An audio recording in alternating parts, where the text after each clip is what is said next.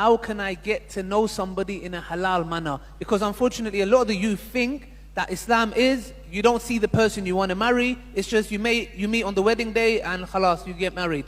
And obviously we know that's not the case. How could one go about getting to know the opposite gender in a halal manner? You know, before I answer that, let me quickly tell you that my brothers and sisters, I'm not encouraging you to just bypass your parents. Your parents are the most important figures in your homes, in your house. There is so much of rights they have. You must discuss these matters, have an open relationship with them. But what I am trying to do is those of us who do find ourselves in this type of position, predicament, I'm asking the parents to be more understanding and to let things happen. You know, I have children, I have ideals for them, but trust me, and I have proven myself. If one of them would come to me and tell me, I'm interested in marrying so-and-so, I'm interested in two things, deen and akhlaq. You have it, and you're interested, and both parties are interested. I am only a facilitator of what Allah has instructed me to facilitate. That's all. What happens, happens later. Please, let's open our eyes and continue. So, regarding the question of how do I meet in a halal way, halal dating, and I think we'll end with this one, right? Or one more. Okay, no problem, no problem. We have the vote, it's okay. We're still there. You're still the mayor. So basically, halal way of, it's not dating, it's actually meeting. You see, in Islam, it's actually a sunnah to see your spouse. You know, you speak to the person, you meet them. But it must be under supervision so that you're not abused. I tell you. The main thing is the issue of a chaperone. So if you have a girl, for example, she's seen a brother, it can happen, and she's interested.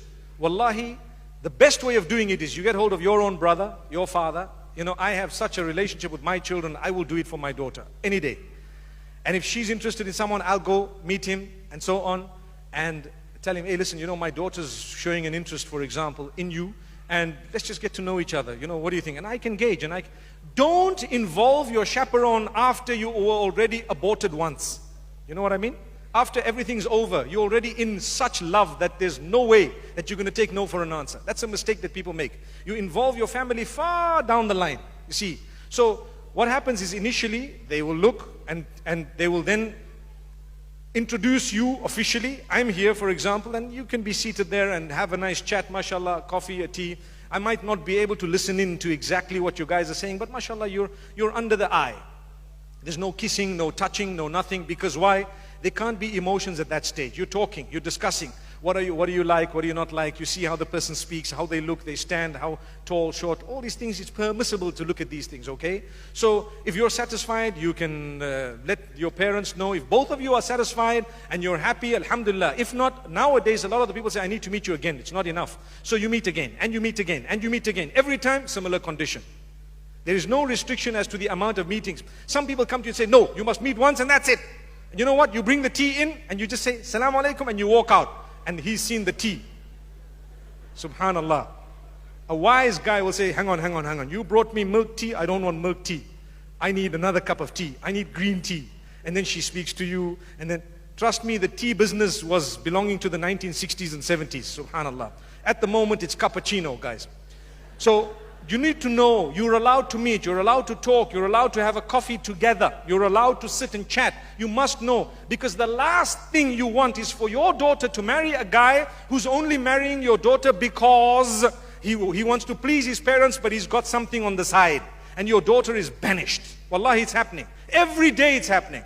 And they tell you 2 years later, I never wanted to marry you. I've already got my girlfriend. I've already got 3 children from her, and so on. And you're like, why didn't you tell me? Well, I did it for my parents. The punishment of those parents is severe. You destroyed the lives of people. So it's best to be honest, to say, listen, we're wasting time. I've already got someone. My parents are just being funny. Thank you so much. I respect you. I salute you. Shukran. I will say no for you. Thank you. So the person will go back and say, listen, no. It shouldn't even get to that. You should have an open relationship. But the problem with us, we're so hypocritical. We allow our kids to go everywhere. But when it comes to marriage, no, you can't meet him. Dad, I've met 3,000 men in my life. The man I want to marry, you don't want me to meet him. What's the problem? Where are you? What's happening? I've had lecturers who were male. I've had everyone who was, and the man I want to marry, you're not even allowing me to meet him under supervision. And the next thing, the dad says, okay, under supervision. So he comes and he sits right here, right, what do you want to say? Say it. Take it easy. Take it. They know. They're on the new generation. There is a generation gap. We are not compromising the deen. We are only showing you how it works up to Qiyamah. Don't come and implement your own culture here when it contradicts the deen. If it doesn't contradict the deen, by all means you're more than welcome. If it does, you're not welcome. May Allah forgive us. So you meet once, you meet twice, you meet 3 times, and then if you're not happy, respectfully, shukran, thank you so much, and so on. Another thing, when you have a chat, can I have your number? Yeah, you can. You know what's the proper way? I would like to suggest, I've seen young girls and boys as well sometimes being bitten by statements of emotional value. I love you, I miss you, send me a picture please, send me one without your hijab, send me one this way, that way.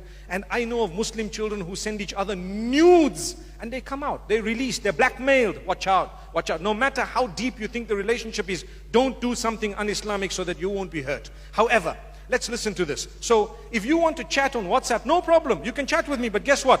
My brother's going to be the third person in the group. He will be dormant and quiet. The guy says, but don't be so fool. Just be realistic, come on. How? You know what? If you're really interested in marrying me, you will agree. What do you have to hide? You're going to be living, these are your in-laws, man. Come onto the chat, it's the 3 of us, let's talk. And see, he won't be able to say, oh wow, I haven't yet seen your legs, man. Because why? Brother is there. It's only done for your protection. Your heart is one of the most valuable organs. The heart and the mind are the most powerful organs of the body. Do not allow anyone to control those two, because they can hurt you very badly. It's Allah. Allah will control. Allah decides. You gave your heart away. Do you know they have the capacity to break your life? And sometimes we do it too soon. Subhanallah. May Allah help us. I've just mentioned a little bit of what I feel. There is a lot more.